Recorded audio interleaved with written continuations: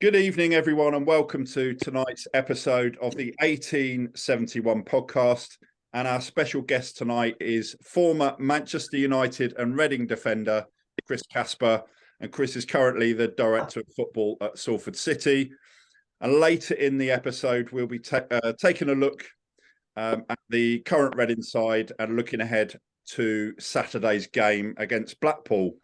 Now, I should just say that Dylan isn't with us tonight. He's on his way to Algeria for Marumo Gallant's latest CAFCON Cup game.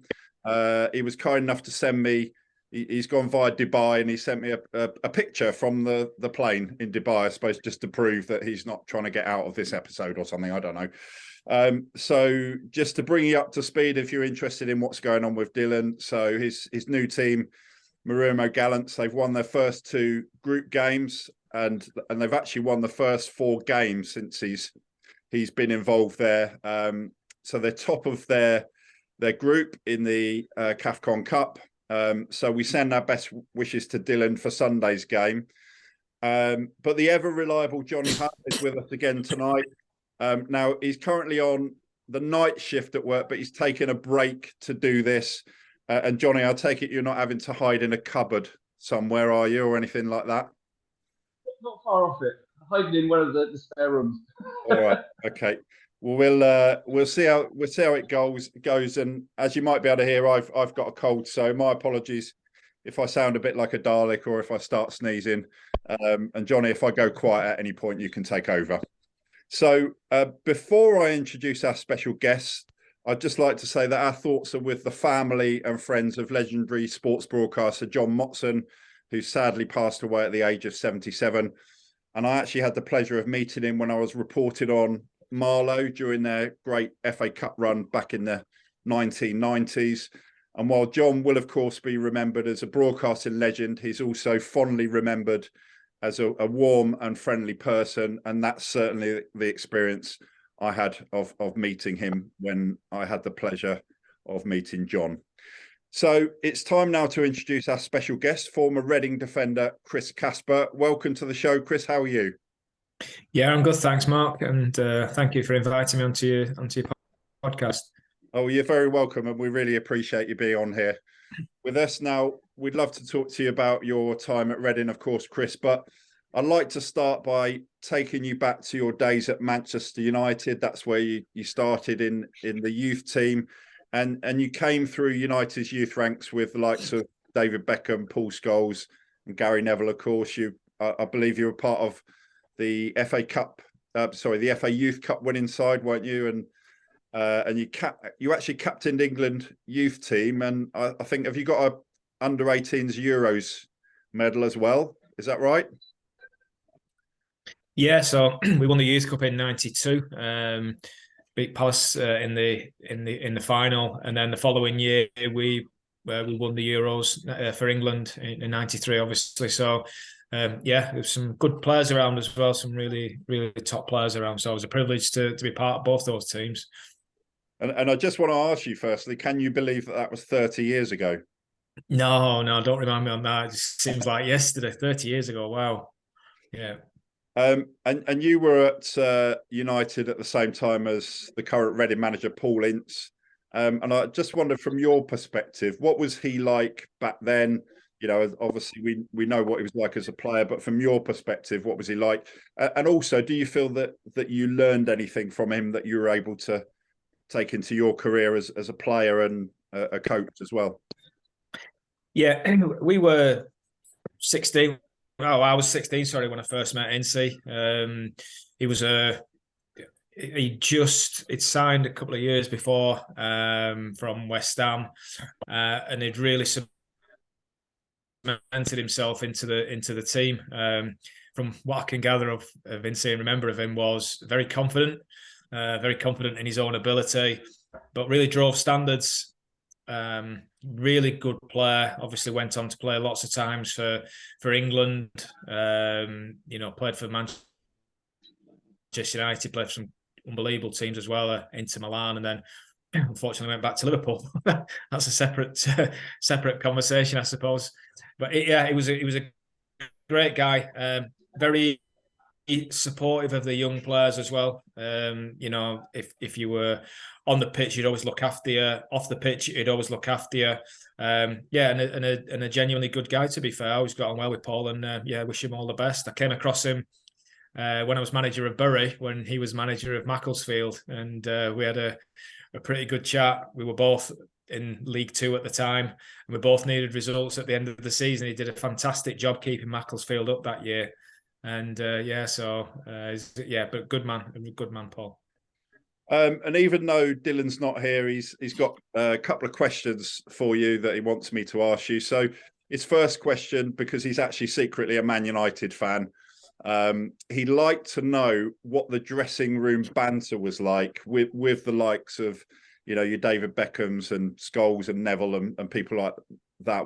Because obviously that dressing room banter is, you know, sometimes key to success and all that. What was it like at that time for you? Yeah, I mean, the dressing room, it wasn't there was no split, but it was a split in age really. So obviously you got the likes of Bex and Nev and Butty and that, and then you got the older ones, you know, like Ince, Brian Robson, Steve Bruce, Mark Hughes, absolute legends of the game, Peter Schmeichel. But there was never any split with regard to the dressing room. You know, you had your closer friends than the other ones, obviously, but within the dressing room, you were treated equally because you were there to play for Manchester United. It didn't make a difference if you'd played hundreds of games or whether you were a young player coming through. That was the great thing about Manchester United, was the culture that you were involved in. You know, everybody was made to feel part of it. It was a very close-knit dressing room and a very close-knit club for such a massive club. You know, so that's the way that it was. And anybody got a bit above the station or didn't conform or anything like that was soon, you know, put in their place. But there wasn't really any need for that, because as much as, you know, Sir Alex Ferguson ran the club from top to bottom, the dressing room was something that he didn't really have to get involved in, because he knew the strength of characters that he got in there, that they would basically run it how he wanted it to run. You know, Brian Robson, unbelievable character, unbelievable leader. Steve Bruce was the same. Obviously, Eric Cantona. So those kind of guys ran the dressing room with the respect that they deserved. You know, as far as the banter's concerned, it's like probably a traditional dressing room where there's quite a bit of it flying around. But you know, the most professional dressing room you could ever come across with regard to, you know, attitude, work rate, work ethic, setting standards. It was unbelievable, really. And I think that's why we had so much success. And you know, it was led by the manager, Mark. You know, he was unbelievable. He set the highest of standards, and if you didn't follow and didn't, you know, want to be part of it, then, you know, you fell by the wayside. And I was fortunate to have, with my schoolboy years, I was fortunate to have 10 years there. And I'd like to think that it kind of shapes you, you know, even if you don't go on to play many times for the first team, but it helps shape your life and shapes your career and shapes what you're about as a person. And there's no question that not just me, but I look at other players who didn't come through the system, but were influenced by that culture and the manager, who've gone on to have, you know, really good lives and good careers because of the influence that he had. And I just wanted to ask you about Jaap Stam. He went on to become Reading manager, you know, way after his time at Man United, of course. Was he there at the same time as you, or did you, or if not, you know, have you sort of had any cause to sort of come across him at all? Yeah, Jaap signed in July 1998. I left to come to Reading in September, October time. So there's a bit of a crossover. Train with him regularly. Seemed again a really decent chap. Real top player. You know, unbelievable defender. You know, so yeah, I got to know him a little bit. Again, really good guy. Always got on with him, and you know, obviously, he went on to be so successful with Manchester United. Probably should have stayed there a little bit longer than he should have done, but yeah, seemed a really good guy. Yeah. And obviously, we do want to talk to you about your time at Reading. But Johnny, do you want to come in? What do you want to ask Chris about his time at United, if anything? I was just going to say about Sir Alex. Like, I mean, you know, you hear about his reputation But as a player, what do you learn most from a guy like that as a manager?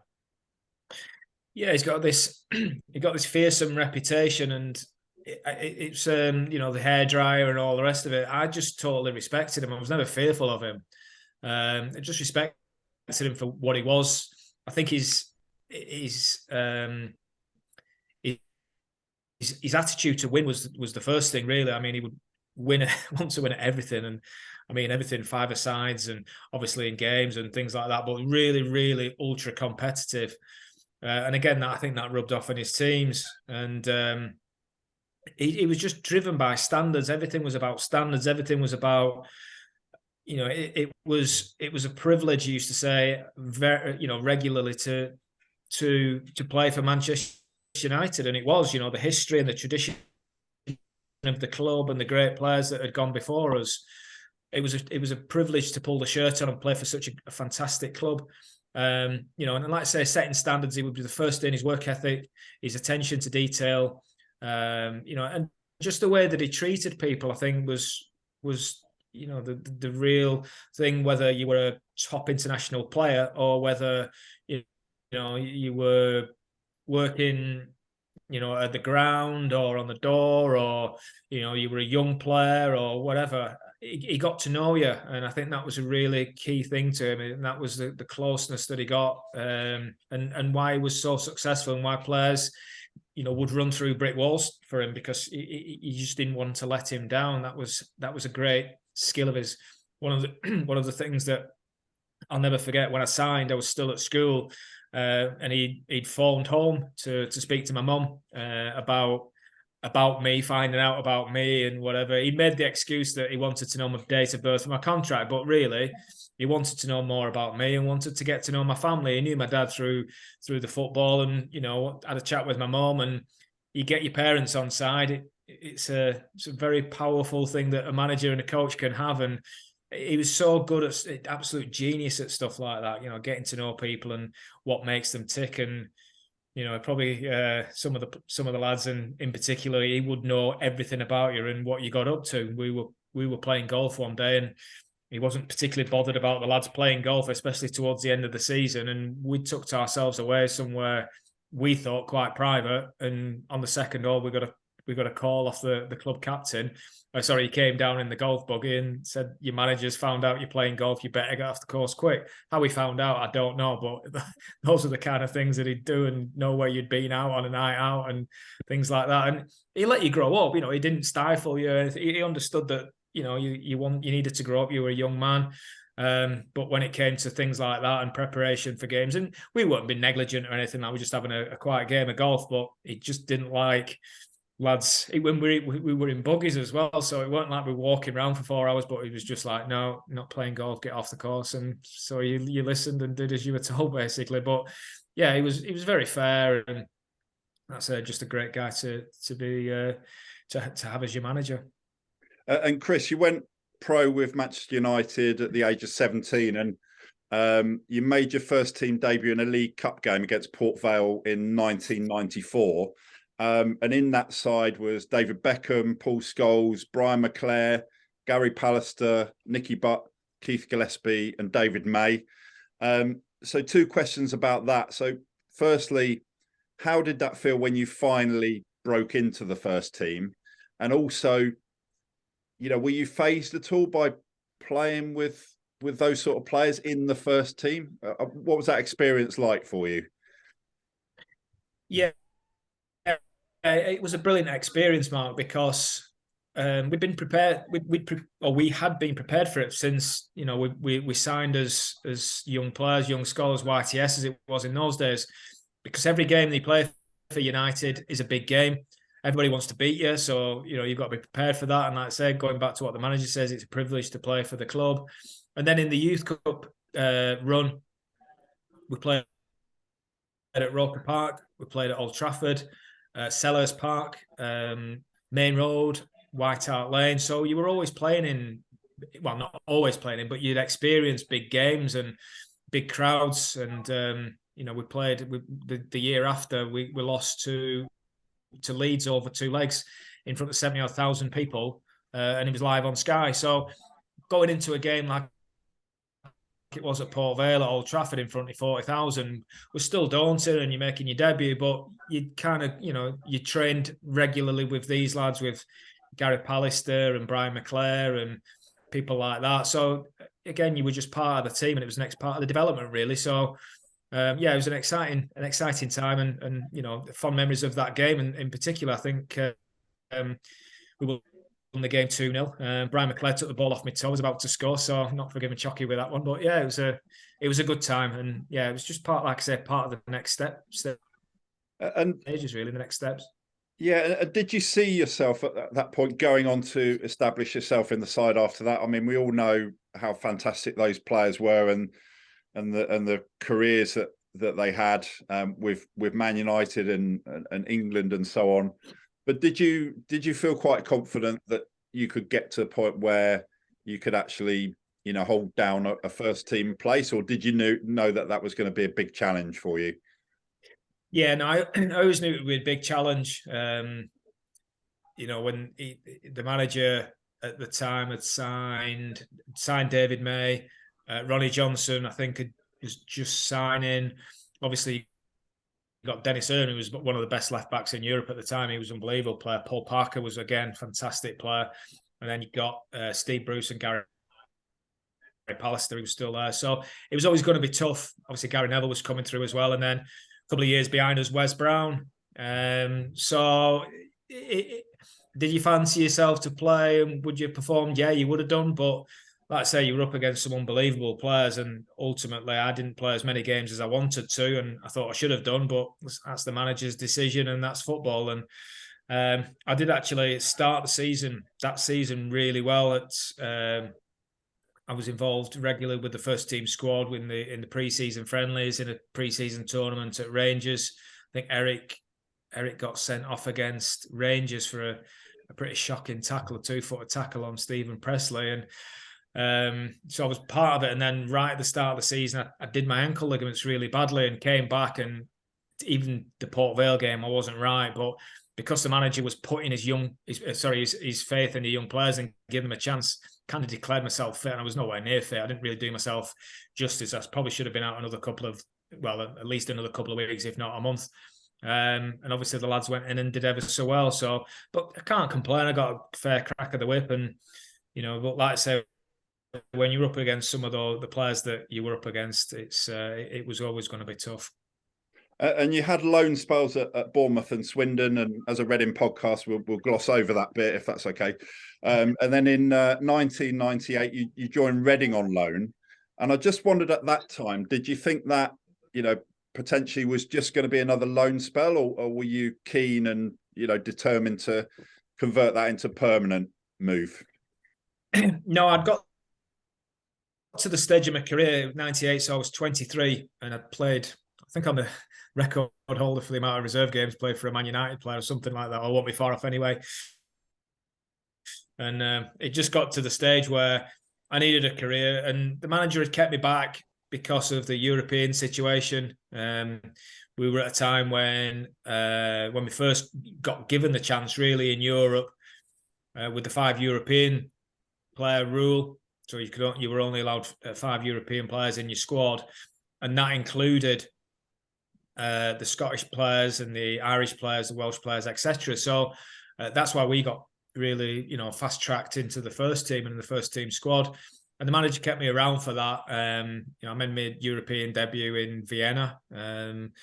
But again, it wasn't satisfactory for me. I knew I needed a career, and going to Bournemouth in 96 and then obviously Swindon in 97 give me a taste of regular first team football, and I wanted that. So when the chance and the opportunity came to come to Reading, it was a no-brainer first and foremost to come down and play some games, and obviously it worked out well. The first, I think it was the first month, first 6 weeks, had some decent results, and the manager wanted to sign me. But once I met Tommy and Pat Bonner and Steve Keane at the Majeski Stadium, it was like, wow, it was a pretty impressive place. And as soon as the offer came through there, would you sign permanently? Then it was a bit of a no-brainer, really, because you could see the club was going in the right direction. Yeah, and you signed for Reading in November '98 for £300,000, which to any young fans probably doesn't sound like much, but it was, quite big money back in those days, wasn't it? And you played as you wanted to. You played regularly for just over a year before you had that serious injury against Cardiff, and we'll come to that. But before that, how do you feel that you settled in at Reading, and also, when you sort of celebrated your first anniversary, if you like, at Reading, did you see yourself at that point staying on for longer at Reading, or did you still have ambitions to play at a higher level? Yeah, so when I signed in November, I signed for 3.5 years. So again, at that level in League One, was pretty long contract. And again, I always took with Mr. Alex Ferguson's saying about it's a privilege to play for a club, and it was to be offered such a contract. So it was an honour and a privilege to get that. I wasn't happy with playing, or wasn't satisfied with playing in League One, but that was because I saw myself as a I played in the Premier League and wanted to play back in the Premier League, but I saw that journey back with Reading. It wasn't with another club. I could see the players that were getting signed, could see the investment in the club, and obviously in the ground and the training ground, etc. So I genuinely thought that after a year or so that ambition to play back in the Championship first and foremost, obviously, and then get back into the Premier League was going to be with Reading. And I think probably 3 or 4 years later that would have come true and whatever. But obviously for the injury that didn't happen. But that was always the ambition and the main focus of signing for Reading. It wasn't to hang about in League One, because it wasn't with all respect, it wasn't the most inspiring of leagues. I say, when you played in the Premier League, and not trying to sound big-headed or anything like that, that was what I wanted to do and where I wanted to play. And Johnny, I'd like to sort of bring you in now to ask Chris about his time at Reading, and we'll come on to the injury in a bit, because it's obviously a big part of Chris's life. That tackle that ended his playing career. But Johnny, what do you want to ask Chris about his time at Reading, that kind of year as a player at Reading? When you go from the biggest club in the world to the biggest club in Berkshire, Chris, how big a challenge is that to fit in? I think Casper played with you at England, didn't he? Yeah. Is that correct? Yeah, Darren. When you come into a new club like that, how easy is it to fit in? Especially, you're now moving down, from Manchester down to a different town. How that process, is it something that it takes a while to fit in, or did you obviously you knew Darren, but did you know other people there as well that made it easier? Or yeah, I think having the loan, Johnny, helped. So settling in for a couple of months helped. It's obviously moving in 3 hours away I'm from Burnley, so moving from Burnley down to Reading. I was getting married in the summer in '99. So I got married in the summer '99, and again, moving my girlfriend, as she was at the time, and my wife, my future wife, down to a different area and part of the country was obviously a big change. I moved more up towards the west, where my wife was working in Bristol, so I had to move in between. But when I came into the dressing room, obviously I played with Darren. I played with Grant Bremner at United as well, so I knew a couple of the lads already in there. And I think one of the main reasons for me signing was Tommy Burns as well. Tommy was such a great guy, football guy. It didn't quite work out for him at Reading. But I remember playing against one of his teams when I was at United in a testimonial against Celtic, and they were a fantastic team. And I think he wanted to replicate that, and it was always going to take time. And he did have some young players in there, and it didn't quite work for Tommy. And I was gutted when he eventually left the club because he was a great coach, really good guy, genuine football guy. So yeah, it was a different, obviously, type of environment than what I was used to. There'd been a lot of change at the club, and they just moved into the Majestic that year. So again, that's a massive change for the club, moving from Elm Park, where you've been for probably 100 years, into a fantastic stadium like that. And then kind of things take time to embed into the club as well. So it was a big change for everybody. But I settled in pretty well, to be fair. And like I say, I enjoyed myself. And when it came to be offered a professional, a full time, to move there full time permanently, it was a no-brainer for me. I signed straight away. And then when Alan Pardew came in, how was that for you as a player compared to having Tommy that signed you, and Alan's still fairly new in his career from his management? Yeah, so Alan had been there the year before in the reserves. I think he was taking the reserves the year before, and I got to know him a little bit whilst he was there as a coach in the reserves. Did a few sessions with him. I think it took a few sessions. I think I pulled my hamstring just after Christmas, and so coming back from injury, joining in with the reserve team lads and whatever. And he was a really good coach. And when Tommy left, I thought he was a really good fit for the club. And he brought in a fantastic guy in John Gorman, very experienced, really good football man. And it didn't quite, I don't think it quite worked to begin with. And then it was, I think John's last game might have been the game that I got injured in, because I think Martin came in soon after that, Martin Allen. But Allen was he had a pretty successful time at Reading after a shaky start. I think that's fair to say. He was a very good coach, very knowledgeable about the game. I got on with him really well. I thought he was a good guy, to be fair. And Chris, obviously we wanted to come to this. Take us back to that day, Boxing Day 1999, and that tackle in the game against Cardiff that ultimately ended your career. So that was 23 years ago now, but how often do you kind of relive that game and that moment in your mind? Do you still sort of think about that these days? Yeah, I think about it.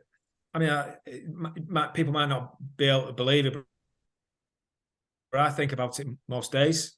Believe it or not, it's something that crosses your mind. Or I think about it most days. It might not be, it might be every week or something like that, but it's still very fresh. I think it was a Sunday. There was a lot of ifs and buts. It was why did we kick off at, I think it was 1 o'clock. It's either 12 o'clock or 1 o'clock kickoff. Why, you wouldn't normally play on a Sunday at 12 o'clock. Why did I do this? Why did I do that? And it's been a struggle at times to answer those questions, because ultimately it was my last game that I ever played. I was 24 years old, and right from, when I could kick a ball and, run basically and walk about. My dad was a footballer, and football was ingrained in my life and was part of the household culture, that Saturdays was every Saturday in this football season was football, playing for the school team, the town team, the county team, coming through United. And then, like I said, just one incident, and, the plan that you've got to play for the next 14 years, really, to play till you're 37, 38, is ended when you're 24. And like I say, if it was your own doing, then it might be a little bit easier. But when it was done in the way that it was done, makes it, more difficult to deal with. And there has been times when I've struggled with it a little bit, but you've got to tell yourself that's the hand you dealt with, and you've got to get on with it. And but it's been tough sometimes to get your head around, and it's always a case of what if. A lot of my friends played till they were 36, 37, and played till they're 40, 41. And to have that taken away from me in the way that it was pretty difficult sometimes to deal with. And how tough was it for you when, obviously, I guess at the time you thought, right, I'm going to, come back from this and resume my playing career, but then it got to the point when you realised that's it, that's the end of my playing career. How difficult, how tough was that when you eventually accepted that you weren't going to play again? Yeah, it was the injury. It seemed at the start to be pretty straightforward. It was a straight snap of my shin and my tibia. Well, you've got two bones in your shin, your tibia and your fibula. The tibia is your main weight bearing bone, which is the big bone that runs from your knee down to your foot. And that healed straight away. My fibula didn't heal, and they never treated my fibula. I was told just to leave it and it would heal on its own. It never did. And ultimately, I had to have a bone graft on that bone. There was complications with my ankle as well that wasn't picked up at the time. So the ligament holding my ankle to the bottom of my fibula basically just kind of exploded with the impact of the injury. And there was injury to my knee as well, my posterior cruciate, which wasn't a major injury but was still damage in there. So when I was looking to come back, normally the time frame for an injury like I'd got was around about 6 months, which led me into pre-season, which meant that I'd have been ready for pre-season. But I got complications with my ankle. I couldn't get on my toes, and like I say, it was only through having the metal work out in my leg that they could scan me and see that the amount of damage that had gone on in my ankle. That was healed really through a cortisone injection. And after 14 months, I came back and tried to play again and got back to training with the reserves. But I'd still got a gap in my fibula, which wasn't healing.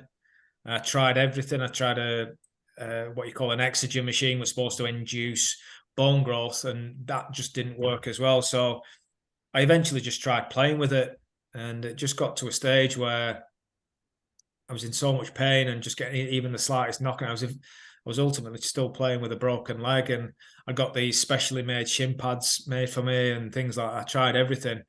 And it was just one day, one Friday morning, that I wasn't really affecting the first team. Just went to strike a ball and there was no conviction with it. And I just seen a couple of the younger lads look over to me, and like they looked at me, and I'll never forget the look on their faces, and they never said anything. They were very respectful, but I just looked at them and I thought, I'm kidding myself here. And I never got into training thinking that I was going to retire or I was going to speak with the manager about it.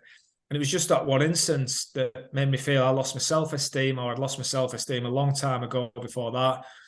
And I just looked at myself and I said, I just walked in the dressing room. I was out kicking a ball with Eddie Williams and Nicky Forster like we did before training and warming up and whatever. And I just walked into Alan and just knocked on his door and just said, Alan, I can't do this anymore. I'm going to have to go home. And you said, listen, get yourself home, think about it. I think it was a Friday, it was the day before a game.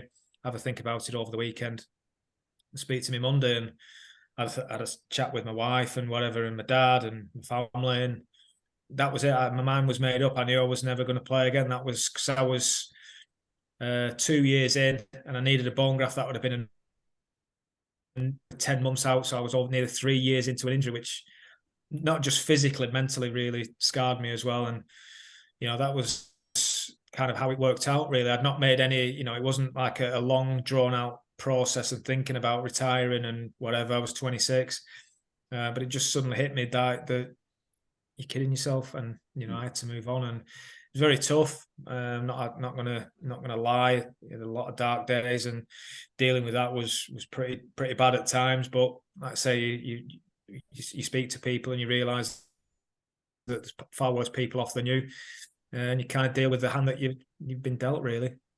And you took the Cardiff player to court, didn't you? And I think it took about 4 years to eventually win the case, but you did.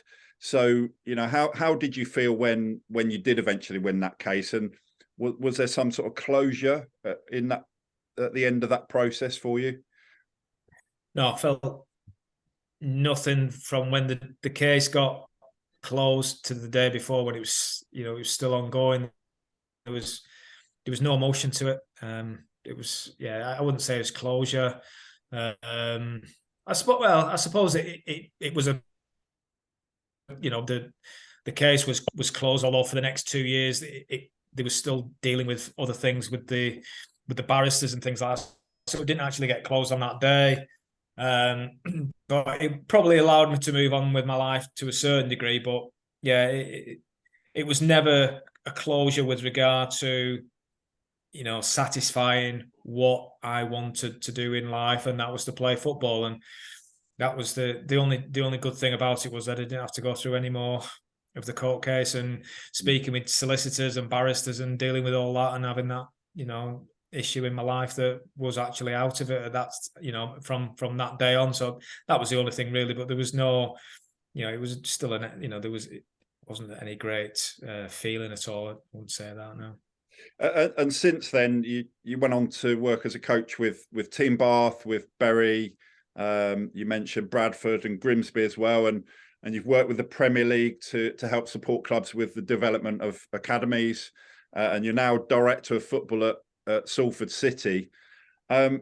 Given where you are now, and that you've been able to stay in football, and what you've done since the injury all those years ago, which it's more than 23 years now, do you think achieving what you've had in the game since the injury has that sort of in a way helped make it easier for you in recent years to put things into perspective with your playing career ending so early, do you think?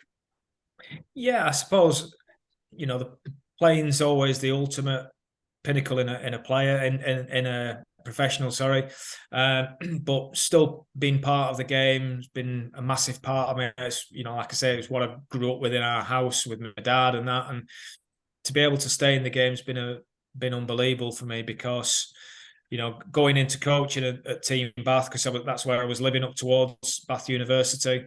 Been involved in a great project like that, and then managing Bury when I was 30. I was the youngest manager in the league at the time.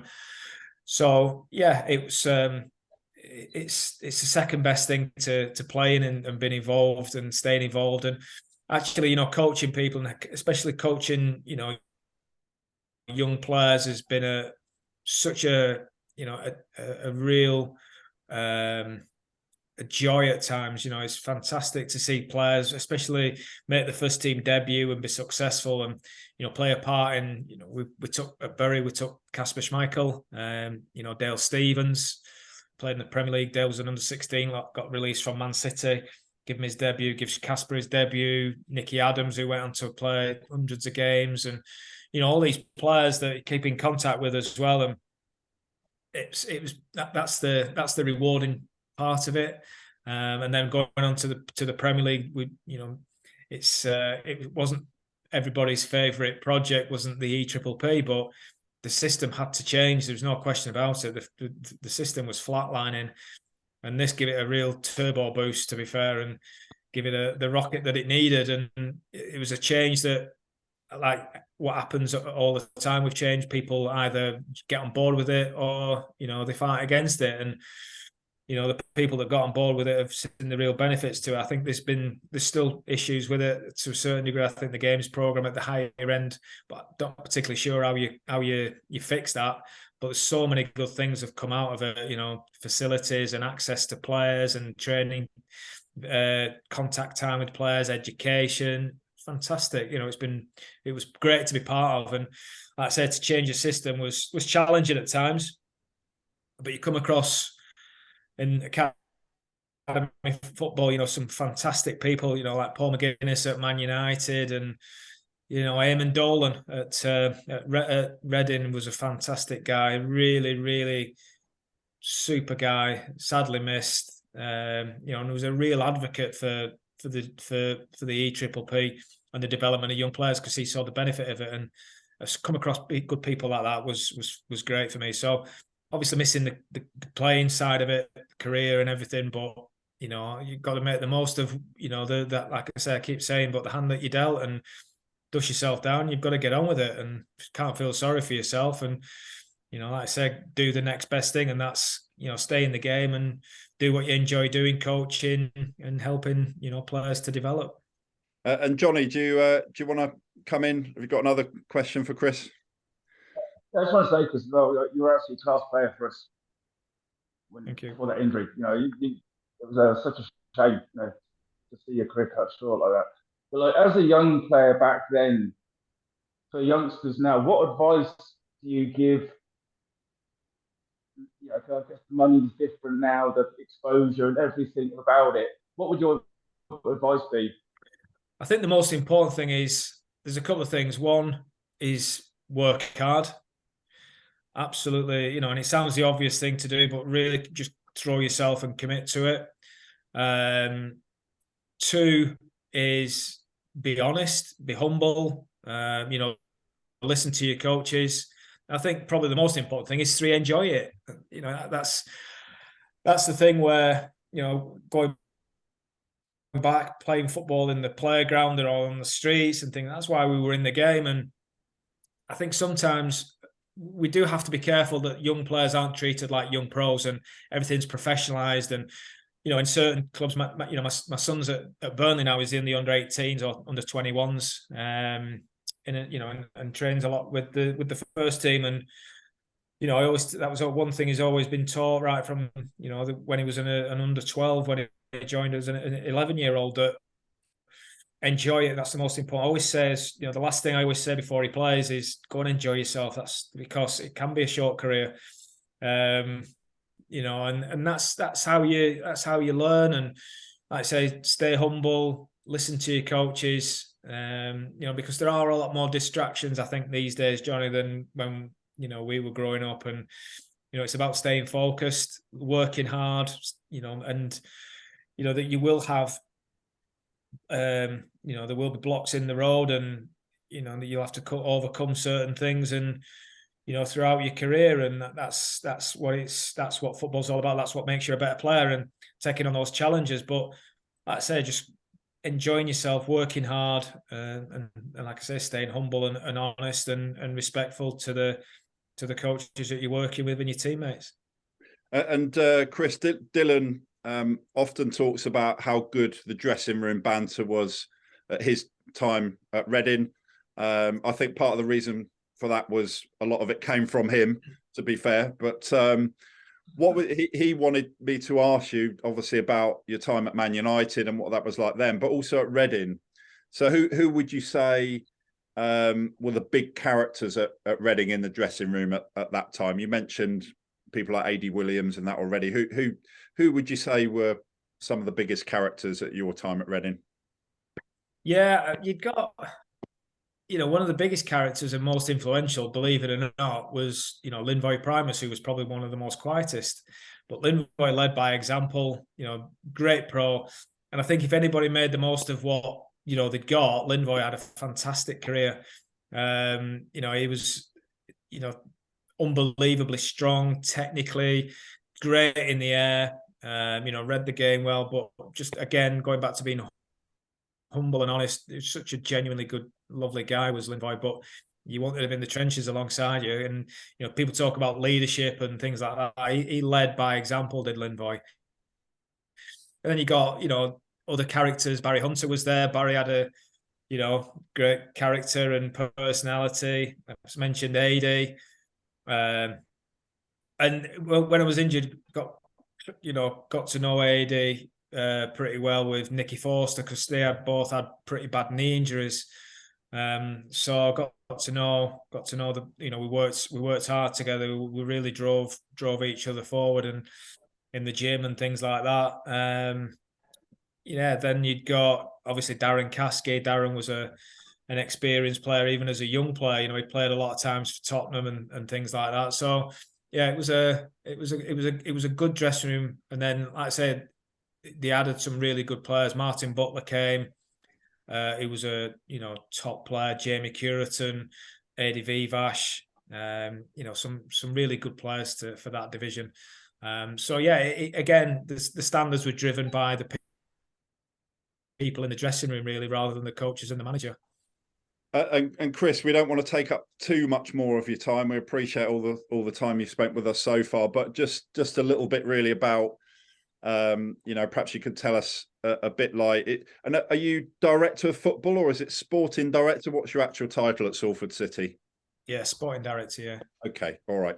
So my mistake. I called you director of football earlier. I don't know what the difference is, but hopefully, can you kind of elaborate on that? What does that role look like? Yeah, so basically, you're overseeing all the football side of the club. In a lot of clubs, this sporting director, technical director is misconstrued as a head of recruitment, and it's not. You're there to oversee all the football aspect of the club. You're there as a support to the head coach or manager, the head of recruitment, the head of sports science, the head of the academy, the head of the ladies team, the head of the B team, and there to give them as much resource and help and support as possible, albeit on the side of the club where you've got the financial, obligations, and you've got to make sure that, like I say, from a budget perspective, you're staying within the budgets of the club and things like that. So it's getting a fine balance of giving the staff as much as help and support as possible from a resource and a financial perspective, but ensuring from a business side that there's still that responsibility, from the board, that it's being overseen in a as functional way as possible, and run as as well as possible, really. And you're there as that middle person in between those staff and the board to report up and down, really. Hopefully that kind of just gives it a brief, overview. But yeah, just having that support, really, where the manager or the head coach, like I say, can get on with their job. Like I say, in the past, Sir Alex would do everything. I think the game's changed now, so Neil now can really focus on what he's really, really good at, and that's Neil Wood. That's coaching players, working on the training ground, and not having to worry about having the other things of dealing with agents, dealing with the board and the owners and things like that. That's my role, basically. So, and again, like I say, so providing the support that everybody else needs, the performance services and the academy and the B team, and helping to get those players out on loan if they need games and things like that. So lots of things right across the football aspect of the club is the role, really. And like I say, I think in a lot of cases it's just a matter of, well, you're kind of the head of recruitment, and you bring the players in, and that's it. It's just I wouldn't say a small part. It is a part of it, but there's lots of other parts to the role. And of course, your former colleagues, David Beckham, Gary Neville, and other players that you played with at United when you came through, they're co-owners. So what's that like for you? In terms of working with them, and do you speak with them on a regular basis? How's that work for you? Yeah, Gary's the most senior, well, I wouldn't say senior one, but obviously he's kind of like the lead. Although it's changed slightly with Nicky coming in as chief exec now, Ryan coming in as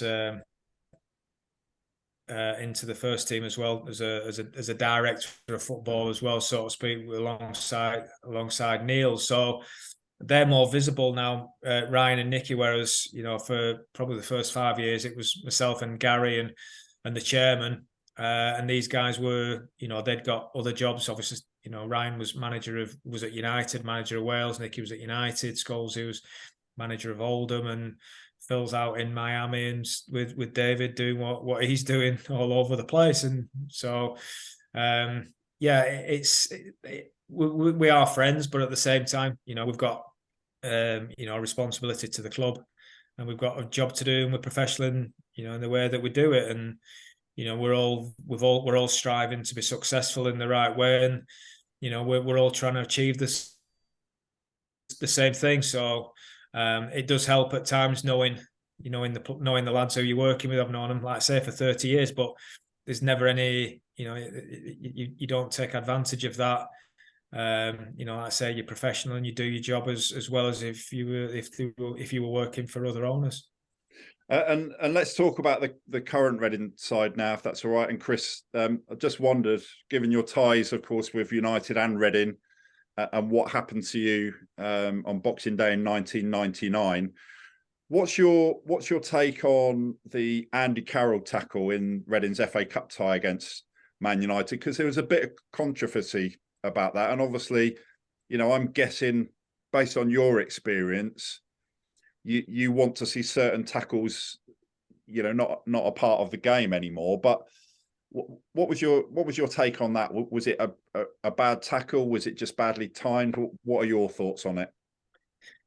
I'm going to sound a bit Arsene Wenger here, Mark, but I didn't see it. I didn't see the game, I'll be honest with you. I spoke with Adi before the game, Adi Williams, but I didn't actually see the game.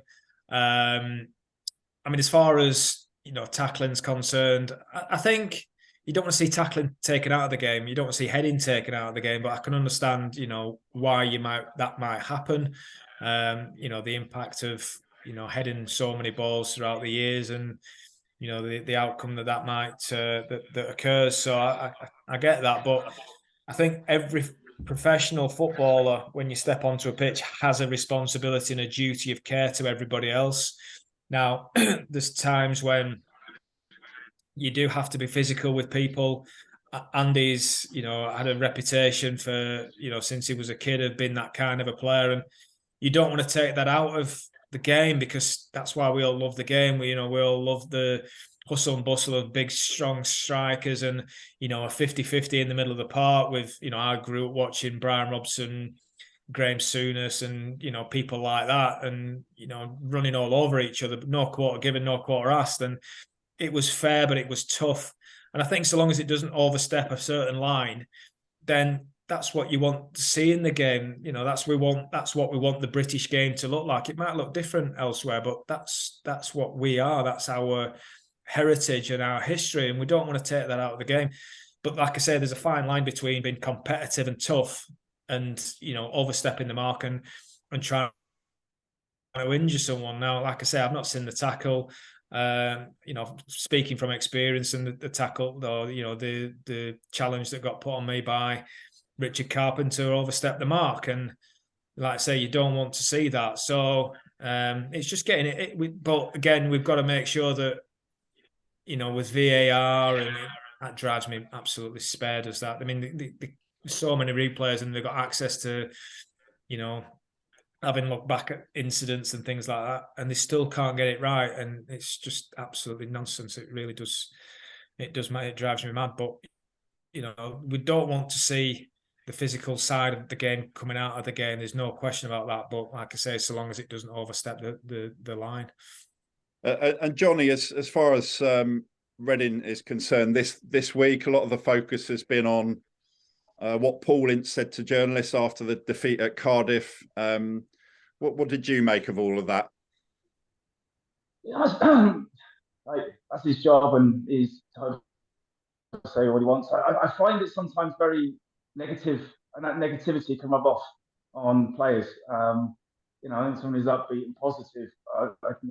I'm sure Chris has worked with different people and different approaches, and I'm sure there's so many different ones out there. But I think, as a Reading fan, you want us to see us going forward and looking up rather than that kind of defensive, negative.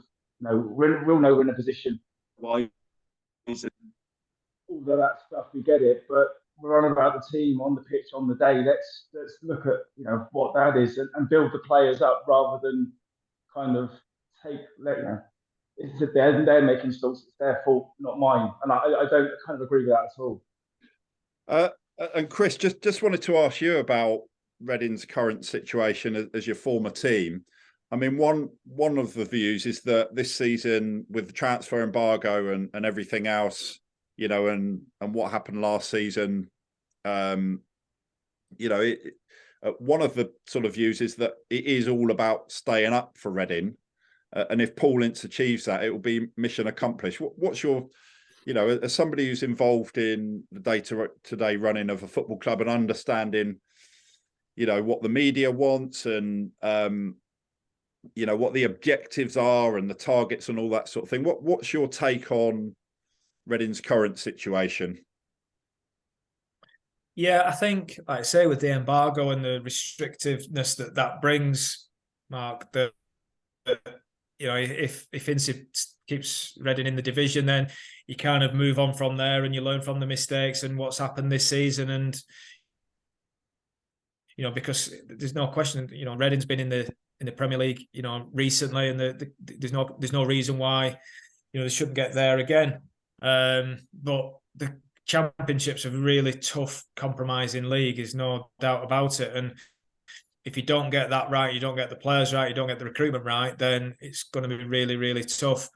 I think Paul's probably working with, within the constraints that he's got. I think they'll be fine. I think with looking at the squad, I think more than capable of staying up. And like I say, sometimes you've just got to consolidate for a year, get to the end of the season, then reset. And but what's the aspiration of the club? Is that the aspiration to carry on year in, year out, just to be a Championship club? Because ultimately, if that's the case, people now are looking at my hometown, Burnley. There was a massive change in the style and the culture.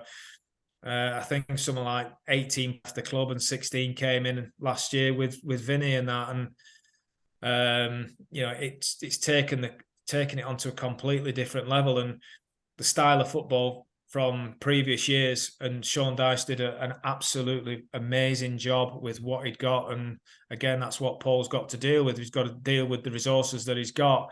However, like I say, if he can reset in the summer, and if there can be that investment into the squad, then I see no reason why Reading can't be a top six club and get back, challenging to get into the Premier League. And Johnny, final one for you before we finish off. It's Blackpool on Saturday, and obviously there is a bit of doom and gloom around the club again at the moment. We saw that this time last year, didn't we? So obviously it'd be nice, wouldn't it, to get a win and lift some of that, that mood around the club at the moment. What's your thoughts on what we might expect on Saturday? It'll be tough. I think McCarthy's teams are always hard to beat. We all know that, but I think, the recent games, we're not starting off positive. The Watford game I was at, for 16 minutes, we sat back very negative, 2-0 down. Then we got the goal, and it was a different game. You're at home. We've got a great home record. Thankfully, our away form is absolutely abysmal. But you just think like Saturday's almost like a cup final. Win that game, and that pretty much would ensure safety. Lose it, the nerves start again. The gaps get close, shorter to the bottom teams. But they, who knows? We can't like, the Championship's one of the most unpredictable leagues. So I'm hopeful that we'll get 3 points. Well, I'm going to end on a positive note, because we've actually got more points already than we got in all of last season. So that's my positive note to end on. And that's all we've got time for. Really appreciate you being on as a guest, Chris. And our next episode is available to listen to on Monday evening from 8 p.m. And we'll be talking about Reading's game against Blackpool, hopefully a win. Plus, our special guest is former Crewe defender and manager David Artell, who will be focusing on the pressures of being a modern-day manager and discussing the type of pressure that Paul Ince might be under as the current Reading manager. And he's also got one of those funny stories that we love about Martin Allen. So looking forward to that. So join us for our next episode anytime after 8 p.m. on Monday. And all that leaves me to say is a massive thank you to Chris. Thanks for your time, Chris. Thank you for being our special guest tonight. Thank you, Johnny. And good luck, Dylan, for Sunday. And come on, you R's.